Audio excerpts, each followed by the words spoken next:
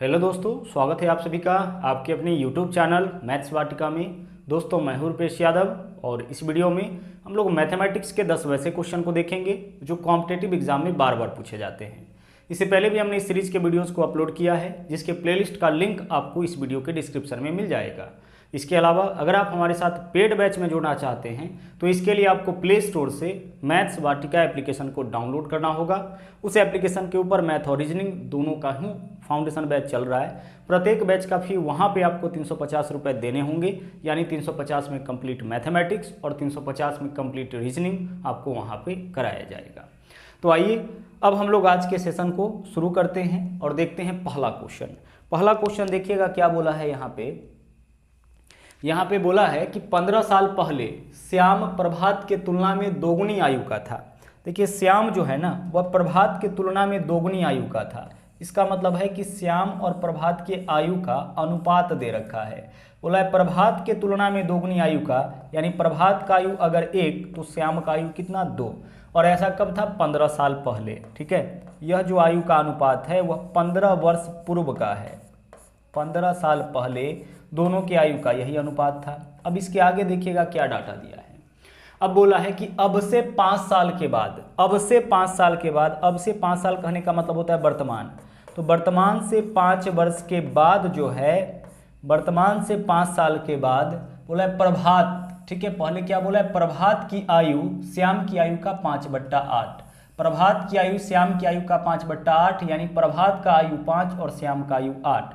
प्रभात का आयु कितना? 5 और श्याम का आयु कितना? 8। अगर बोलता कि श्याम की आयु प्रभात की आयु का 5/8 तो श्याम का 5 होता और प्रभात का 8 होता। मतलब जो पहले बोलेगा उसका आयु ऊपर होगा, जो बाद में रहेगा उसका आयु नीचे होगा। ओके, चलिए, तो यह जो आयु का अनुपात निकला है, यह जो आपका आयु का अनुपात निकला है 8:5, यह श्याम और प्रभात की आयु का अनुपात है कब का? 5 साल बाद का। अब ध्यान से समझिएगा, अगर दो अलग अलग समय की आयु का अनुपात दे, देखिए ऐसे क्वेश्चन में क्या करता है ना कि सिर्फ दो अलग अलग समय की आयु का अनुपात देता है, तो क्वेश्चन को सोल्व करने का तरीका यह होता है कि पहले आप इसको बैलेंस करिए। बैलेंस कैसे करेंगे? तो बैलेंस करने का तरीका है कि इसके अनुपातिक अंतर से, पहला काम आपको यही करना है, इसके अनुपातिक अंतर से इसमें गुना और इसके अनुपातिक अंतर से इसमें गुना। तो देखिए यहाँ पे अनुपातिक अंतर कितना का? तो 2 और 1 में 1 का अंतर, और इसमें 1 से गुना करिएगा तो इसके मान में कोई अंतर नहीं आएगा। अब नीचे वाला के अनुपातिक अंतर से ऊपर में, तो 8 और 5 में 3 का अंतर, तो ऊपर वाले में आप 3 से गुना कर लीजिए। पहला काम आपको इतना करना ही है। जब भी दो अलग अलग व्यक्ति के दो अलग अलग समय के आयु का अनुपात दे, उस समय पहला ड्यूटी आपका यही है कि आप इसको बैलेंस करिए। बैलेंस करने का सबसे बेस्ट तरीका यह है कि नीचे वाला के अनुपातिक अंतर से ऊपर वाला में गुना और ऊपर वाला के अनुपातिक अंतर से नीचे वाला में गुना। तो 8 और 5 में 3 का अंतर, ऊपर में 3 से गुना करेंगे। 2 और 1 में 1 का अंतर, नीचे में 1 से गुना करेंगे। 1 से गुना करने पर मान में कोई अंतर नहीं आता है, इस वजह से गुना हम लोग नहीं किए हैं। अब 3 से गुना करिए, 3 से गुना करिएगा तो यह हो जाएगा 2 3 6 और यह हो जाएगा 3, जो कट गया हुआ वैल्यू नहीं है। अब देखिए श्याम और प्रभात के 15 साल पहले की आयु में क्या अनुपात है? 6:3, जो कट गया वो हमारा वैल्यू नहीं है। अब आगे देख लीजिए, बहुत ही ध्यान से देखिएगा कि किसी भी पर्सन के 15 साल पहले और 5 साल बाद की आयु में अंतर कितना का होगा? सर 15 साल पहले और 5 साल बाद की आयु में 20 का अंतर। 15 साल पहले कहने का मतलब कि -15, वर्तमान से 15 साल पहले, तो 15 साल पहले से 5 साल बाद तक जाना है। 5 साल बाद कहने का मतलब कि +5, तो -15 से +5 तक कैसे पहुंचेंगे? तो इसमें अगर 15 ऐड करिएगा तो -15 में 15 ऐड करिएगा तो क्या होगा? 0, और 0 में फिर 5 ऐड करिएगा तब कहाँ पहुंचेगा? 5 तक, यानी कुल मिला के हमें 20 ऐड करना पड़ेगा। तो पहले कहने का मतलब यह है कि पहले और बाद की आयु में जो अंतर निकालते हैं ना, हम लोग जोड़ के निकालते हैं। तो किसी भी पर्सन का 15 साल पहले और 5 साल बाद की आयु में अंतर कितना का होगा? 20 का। जबकि देख लीजिए श्याम के 15 साल पहले और 5 साल बाद की आयु में अंतर कितना का? 6 से 8 हो गया अनुपात 2 का। प्रभात का देख लीजिए 15 साल पहले और 5 साल बाद की आयु में अंतर कितना का? 2 का। यानी प्रत्येक के 15 साल पहले और 5 साल बाद की आयु में अनुपात 2 का अंतर। श्याम के पहले और बाद की आयु में 2 का अंतर, प्रभात का भी पहले और बाद की आयु में 2 का। तो प्रत्येक के पहले और बाद की आयु में अनुपात 2 का अंतर, जबकि 15 साल पहले और 5 साल बाद की आयु में वास्तव में अंतर कितना का होगा? 20 का। तो अनुपात 2 का वैल्यू यहाँ पे 20 वर्ष आ गया। तो यहाँ से अनुपात 1 का मान निकालिए। 2 बराबर 20 हो गया ना, तो अनुपात 1 का मान 2 से काटिए 20 को, 2 दहाई 20 हो जाएगा, तो अनुपात 1 का मान 10 वर्ष। अब यहाँ से अनुपात 1 का मान निकाले, 2 का मान मतलब 20 है तो 1 का मान कितना होगा 10। अब इस क्वेश्चन में अनुपात 1 का मान 10, हमें क्या बताना है, श्याम की वर्तमान आयु। तो हम श्याम की आयु को यहाँ से भी निकाल सकते हैं, यहाँ से भी, तो हम यहाँ से श्याम की आयु को निकालते हैं। अनुपात 1 का मान 10 वर्ष, तो 8 का मान 10 गुने 8 यानी 80 वर्ष। तो श्याम का आयु जो आया है 80 वर्ष, यह कब का आया है, 5 साल बाद। तो 5 साल बाद श्याम 80 वर्ष का होगा, क्योंकि श्याम का आयु अनुपात में अनुपात 8, अनुपात 1 का वैल्यू 10 के बराबर, तो 8 का वैल्यू 8 गुने 10 80 के बराबर। तो श्याम का आयु 80 वर्ष होगा 5 साल बाद, तो यह 5 साल बाद ना 80 वर्ष का होगा। तो अभी श्याम कितने साल का होगा, अभी श्याम 75 साल का होगा। अगर पूछता हम लोगों से, हम यहाँ से भी निकाल सकते थे। अनुपात 1 का मान 10, तो 6 का मान 10, 6 के 60, तो श्याम का आयु 60 वर्ष कब, 15 साल पहले। तो 15 साल पहले श्याम 60 वर्ष का था, तो अभी श्याम 60 प्लस 15 75 वर्ष का हो जाएगा। उसी तरह से हम लोग प्रभात का भी आयु निकाल सकते हैं। चलिए बढ़ते अगले क्वेश्चन में। अगला क्वेश्चन देखिए, बोला है 6 सेंटीमीटर त्रिज्या वाले स्टील के एक गोले से 1 सेंटीमीटर त्रिज्या वाले कितने गेंद बनाई जा सकती है। 6 सेंटीमीटर त्रिज्या वाले गोले से 1 सेंटीमीटर त्रिज्या वाला कितना गोला बनाया जा सकता है। तो देखिए, बड़ा गोला का त्रिज्या ऊपर रखिएगा, छोटा गोला का त्रिज्या नीचे रखिएगा और इसका कर लीजिएगा क्यूब, इससे निकल जाएगा गोलों की संख्या। तो 6/1 6 और 6 का क्यूब कितना होता है, 216। तो आंसर आपकी इस क्वेश्चन का क्या हो जाएगा, 216 हो जाएगा।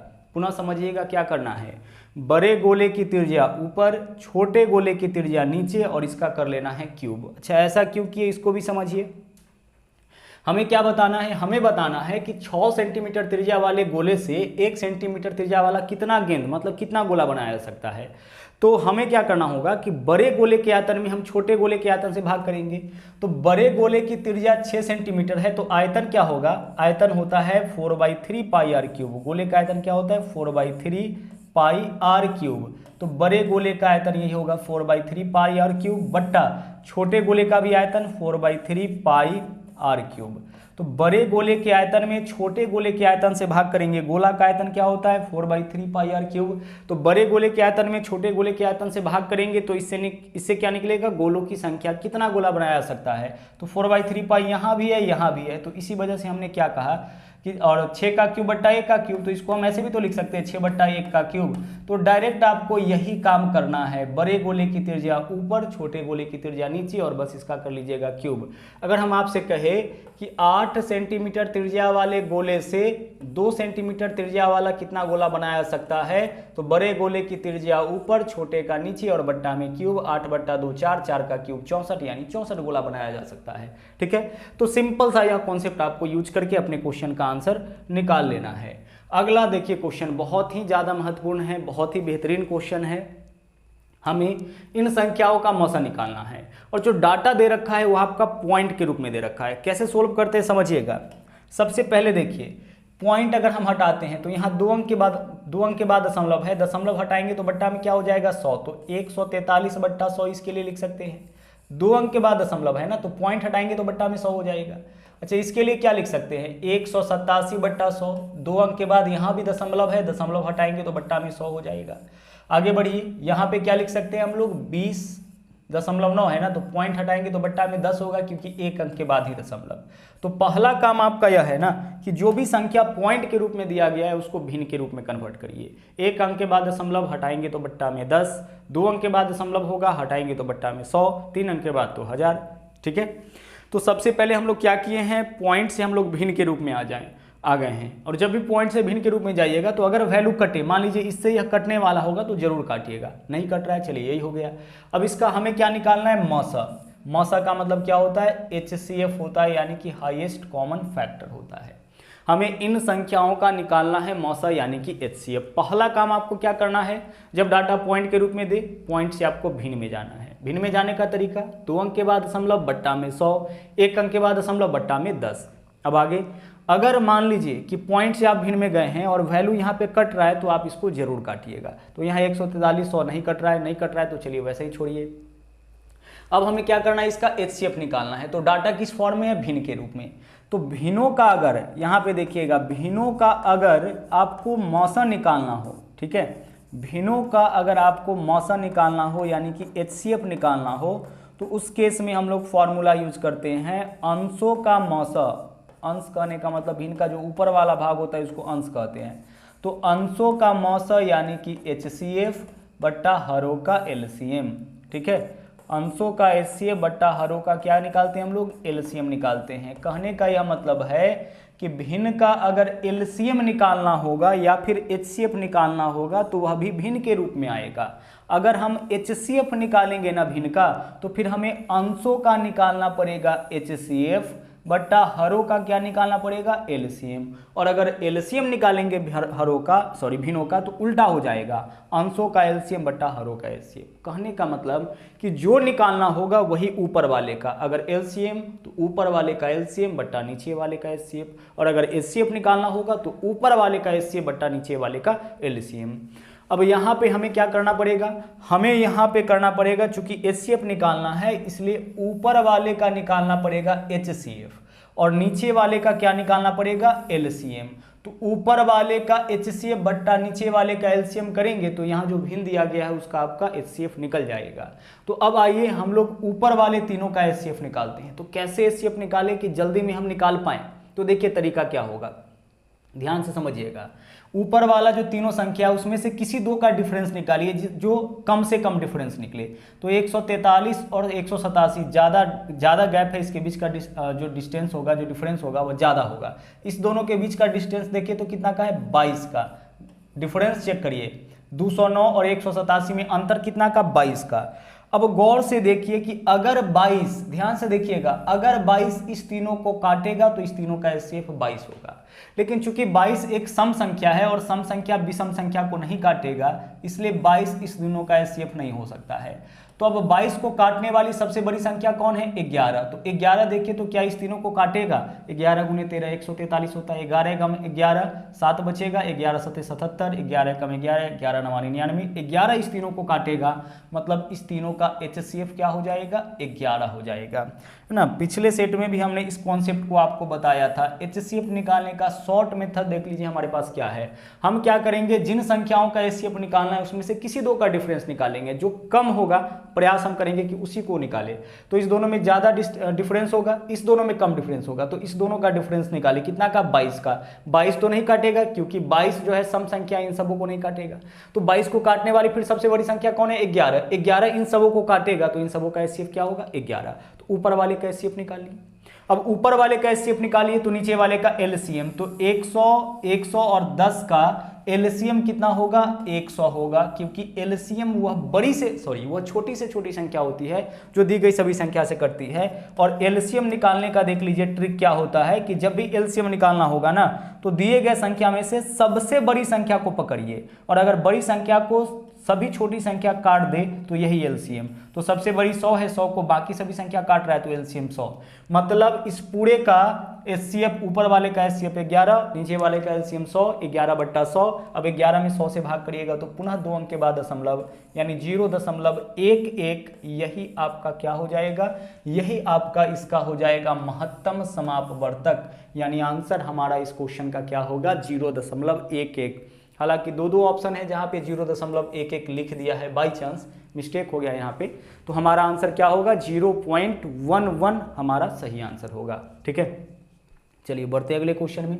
अगला क्वेश्चन देखिए, यह भी क्वेश्चन आपका LCM से है और बहुत ही ज्यादा क्वेश्चन यहाँ से पूछा जाता है।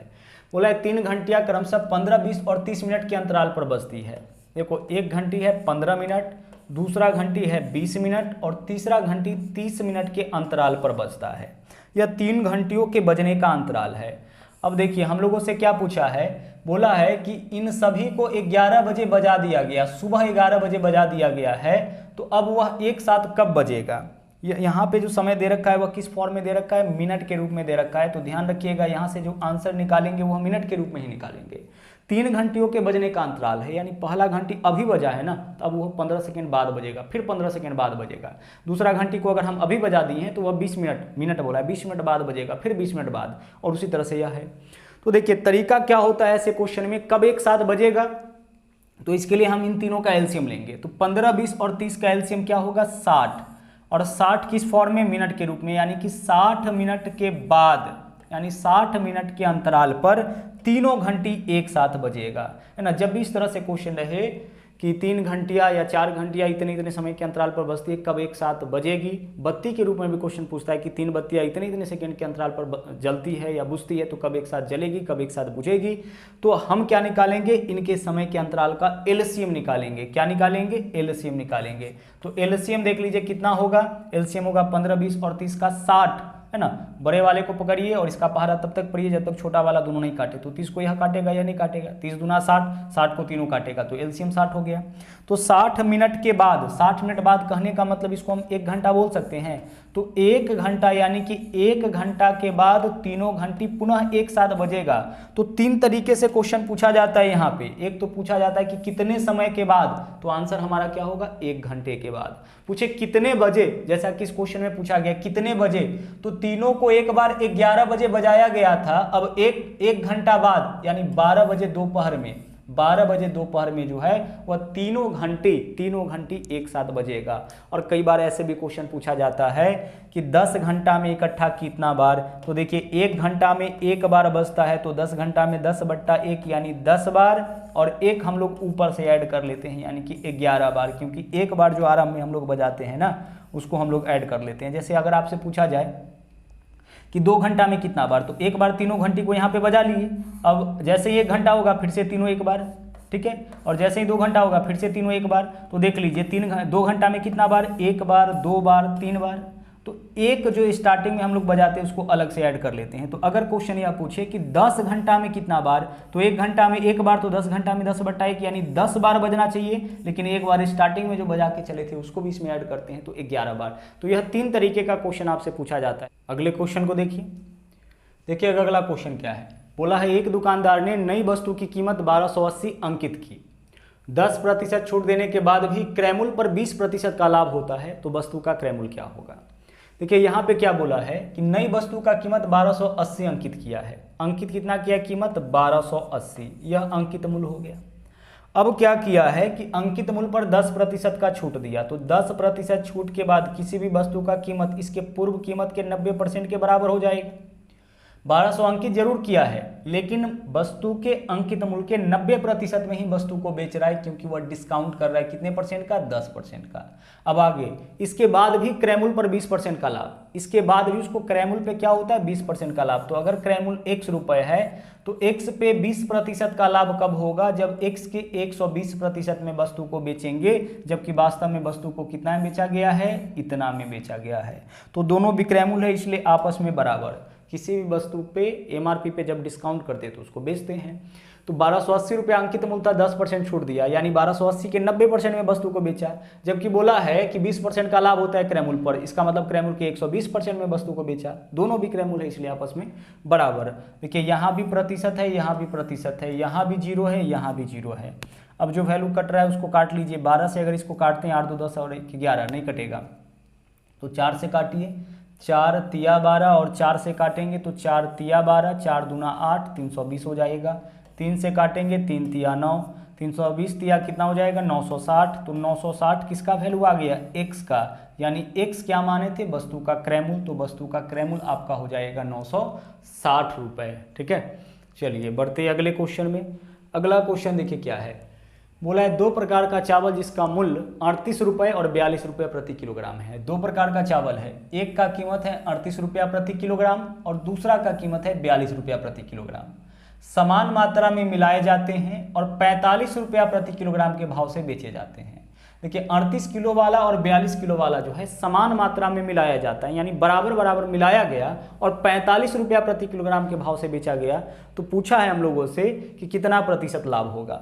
तो आप ऐसा करिए कि चावल का क्रयमूल्य निकालिए 2 किलोग्राम का। तो 1 किलोग्राम अगर 38 रुपया प्रति किलोग्राम वाला मिलाएंगे और इसमें 1 किलोग्राम 42 वाला मिलाएंगे, तो कुल कीमत 2 किलोग्राम का कितना होगा, 38 और 42 80 रुपये कीमत हो गया। कितने किलोग्राम का, 2 किलोग्राम का, जिसमें 1 किलोग्राम आपका 38 रुपया प्रति किलोग्राम वाला चावल है ना, और 1 किलोग्राम 42 रुपया प्रति किलोग्राम वाला। अब इसको बेचना कैसे है, बेचना है 45 रुपया प्रति किलोग्राम के दर से। तो 45 रुपया प्रति किलोग्राम के दर से 2 किलोग्राम का विक्रय मूल्य कितना हो जाएगा, 90 रुपया। तो 2 किलोग्राम का क्रय मूल्य यहाँ पे 80 हो जाएगा और विक्रय मूल्य 90 हो जाएगा। फिर से देखिए, समान मात्रा में मिलाना है, तो जितना किलोग्राम वस्तु का क्रय मूल्य हमें पता है उतना ही किलोग्राम का विक्रय मूल्य पता होगा, तो प्रतिशत लाभ हानि निकाल सकते हैं। तो आप 2 किलोग्राम वस्तु का क्रय मूल्य बताइए कितना, तो 1 किलोग्राम हम मिलाएंगे 38 रुपया प्रति किलोग्राम वाला, और इसमें 1 किलोग्राम रहेगा 42 रुपया प्रति किलोग्राम वाला। तो 2 किलो का कीमत क्या हो जाएगा, 2 किलोग्राम का कीमत 80 रुपया हो जाएगा। लेकिन अगर हम 2 किलोग्राम को 45 रुपया प्रति किलोग्राम के भाव से बेचे तो 2 किलोग्राम का विक्रय मूल्य कितना होगा, 90। तो क्रय मूल्य 80, विक्रय मूल्य 90, यहाँ से प्रतिशत लाभ निकालिए। वस्तु को यहाँ पे खरीदा गया है 80 में, बेचा गया 90 में, तो लाभ कितना का, 10 का। प्रतिशत लाभ निकालना है तो प्रतिशत लाभ का क्या फॉर्मूला होता है, लाभ बट्टा क्रय मूल्य। तो क्रय मूल्य तो 80 ही है ना, गुना 100, लाभ बट्टा क्रय मूल्य गुना 100, इससे प्रतिशत लाभ निकल जाता है। काटिए इसको, 0 से 0 कैंसिल, 4 से काटिएगा 2 होगा, 4 से काटिएगा 25 होगा, 25 बट्टा 2 यानी कि 12.5% का लाभ। इस सौदे में व्यक्ति को कितना लाभ होगा, 12.5% का, यानी विकल्प बी जो है वह आपका सही आंसर हो जाएगा। बढ़ते अगले क्वेश्चन में। अगला क्वेश्चन देखिए, बोला है एक कक्षा में 30 छात्रों का औसत भार 25 किलोग्राम। 30 छात्र का औसत भार 25 किलोग्राम, यानी प्रत्येक छात्र का भार कितना कितना किलोग्राम मान के चला गया, 25 किलोग्राम। औसत भार का मतलब क्या होता है, प्रत्येक का भार 25 किलोग्राम। अब आगे कक्षा में अध्यापक के भार को भी शामिल किया गया तो औसत भार 2 किलोग्राम बढ़ गया। ठीक है, औसत भार कितना बढ़ गया, 2 किलोग्राम बढ़ गया। तो औसत भार 2 किलोग्राम बढ़ गया, इसका मतलब देख लीजिए क्या है, कक्षा में अब व्यक्तियों का संख्या कितना हो जाएगा, तो पहले से 30 व्यक्ति था और अब अगर अध्यापक आएगा तो 31 व्यक्ति होगा, और 31 व्यक्तियों के औसत भार में 2 किलोग्राम की वृद्धि, यानी कुल वृद्धि 31 गुना 62 का होगा। तो जो अध्यापक आया है उसका आयु, उसका जो आपका भार है वह औसत भार प्लस जितना वृद्धि हुआ होगा उसके बराबर होगा। तो 31 गुना 62 और 25 कितना हो जाएगा, 87। तो हमारा आंसर इस क्वेश्चन का क्या होगा, 87, यानी जो अध्यापक है उसका भार कितना हो जाएगा, 87 किलोग्राम। पुनः समझिए तरीका क्या है। सबसे पहले आपको क्या लिखना है, कक्षा का जो औसत है उसको लिखना है। तो औसत क्या है, 25। अब आगे नया व्यक्ति कौन आया है, अध्यापक। तो अध्यापक के आने से व्यक्तियों का संख्या कितना हो जाएगा, 30 से आपका 31 हो जाएगा, और औसत भार में कितना का वृद्धि हो गया है, 2 किलोग्राम का। तो 31 व्यक्तियों के भार में 2 किलोग्राम का वृद्धि, यानी 31 गुना 62 का वृद्धि हुआ है। ठीक है, 25 किलोग्राम तो ये शिक्षक है ना, औसत के बराबर तो यह व्यक्ति है ही, इसके अलावा 62 किलोग्राम का और वृद्धि हुआ। तो 62 प्लस 25 कितना हो जाएगा, 87। तो हमारा आंसर 87 होगा। डायरेक्ट यह मेथड आप अपनाइएगा। सबसे पहले क्या लिखना है, औसत लिखना है, प्लस औसत के बाद क्या लिखना है, व्यक्तियों की संख्या। तो व्यक्तियों की संख्या 30, एक अध्यापक 31, और गुना करेंगे जितना का औसत में वृद्धि होगा, बस आंसर हमारा आ जाएगा। आगे चलिए, अगला क्वेश्चन है, बोला है एक मालगाड़ी 72 किलोमीटर प्रति घंटा के चाल से चलती है, 250 मीटर लंबे प्लेटफॉर्म को 26 सेकंड में पार करती है, तो मालगाड़ी की लंबाई। देखिए 72 किलोमीटर प्रति घंटा, तो 72 गुने 5/18 करेंगे तो इससे इसका स्पीड किस में कन्वर्ट हो जाएगा, मीटर पर सेकेंड में। इससे इसका स्पीड मीटर पर सेकेंड में कन्वर्ट हो गया। इस चाल से 26 सेकेंड में, तो चाल गुना समय, इससे क्या निकलेगा, दूरी। 26 सेकेंड में क्या किया है, 26 सेकेंड में यह प्लेटफॉर्म को पार किया है। क्या किया है यह, 26 सेकेंड में प्लेटफॉर्म को पार किया है। तो प्लेटफॉर्म को पार करने के लिए इसे प्लेटफॉर्म प्लस ट्रेन को अपनी कुल इतनी लंबाई, इतनी दूरी तय करनी होगी, जबकि 26 सेकेंड में रेलगाड़ी इतना दूरी तय करता है। पुनः समझिए, रेलगाड़ी का चाल इतना है और इतने समय में रेलगाड़ी प्लेटफॉर्म को पार करती है। तो प्लेटफॉर्म को पार करने के लिए ना रेलगाड़ी को अपनी लंबाई प्लस प्लेटफॉर्म की लंबाई इतनी दूरी तय करनी होगी। तो 26 सेकेंड में इतनी दूरी, जबकि 26 सेकेंड में वास्तव में वो प्लेटफॉर्म प्लस अपनी लंबाई इतनी दूरी तय करती है। अब इस क्वेश्चन में ना प्लेटफॉर्म की लंबाई दे रखा है 250 मीटर, इसका लंबाई हमें पहले से पता है, कितना पता है, 250 मीटर। क्वेश्चन को आगे आप सोल्व करिए, सेकेंड से सेकेंड कैंसिल, 18 चौके 72, 5 चौके 20, 20 में 26 से गुना करेंगे 520, 520 मीटर इधर हो गया, और प्लस में 250 से इधर आएगा तो माइनस 250 मीटर हो जाएगा। माइनस 250 मीटर बराबर इधर क्या बचा, ट्रेन। तो ट्रेन का लंबाई यहाँ से निकल जाएगा, 0 में से 0 माइनस करेंगे 0 हो जाएगा। और 12 में से 5 माइनस करेंगे तो 7 होगा, 4 में से 2 माइनस करेंगे 2, 270 मीटर यही लंबाई किसका होगा, यही लंबाई आपका ट्रेन का होगा। तो आंसर हमारा इस क्वेश्चन का हो जाएगा विकल्प बी, ट्रेन का लंबाई 270 मीटर। चलिए बढ़ते हैं अगले क्वेश्चन में। अगला देखिए, बोला है एक चुनाव में एक उम्मीदवार को 75% वैध मतों से विजयी हुआ, 75% वैध मत से विजयी हो गया यानी जीत गया है। आगे कुल 56,000 मत में से 15% मत अवैध है। देखिए कुल वोटिंग कितना हुआ है, 56,000। अच्छा 56,000 में से अवैध कितना वोट था, 15%, तो शेष कितना बचा, 85%, यानी इतना तो वैध होगा। और जितना भी वैध मत है उसके 75% है ना, उसके 75% यानी 75/100 वोट से जीता है। तो पूछा हम लोगों से कि विजयी उम्मीदवार को मिले वैध वोटों की संख्या कितनी है। देखिए क्या बोला है, एक चुनाव में एक उम्मीदवार 75% वैध मतों से विजय हुआ है, यानी उसको 75% वैध मत मिला है। ठीक है, कितना मत मिला है, 75% वैध मत उसको मिला है पहले उम्मीदवार को। तो वैध मतों की संख्या कैसे निकालेंगे, तो 15% अवैध है तो शेष वैध होगा और वैध मतों का 75%। सोल्व करिए इसको। अच्छा यहाँ पे एक जीरो और है, चलिए सोल्व करिए इसको।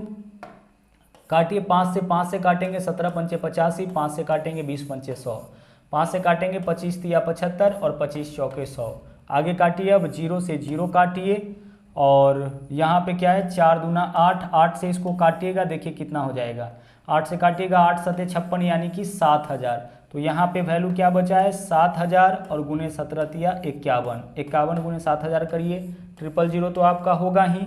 साथ में 7 से गुना करेंगे 7 और 7 पंचे 35, यानी कि यही आपका 3,57,000 जो है वह आपका विजय उम्मीदवार को मिला वोट है, 3,57,000। ठीक है, चलिए आगे बढ़ते हैं। चलिए तो आज के लिए इतना ही, वापस मुलाकात होगी अगले दिन फिर से एक नए सेट के साथ। थैंक यू, जय हिंद।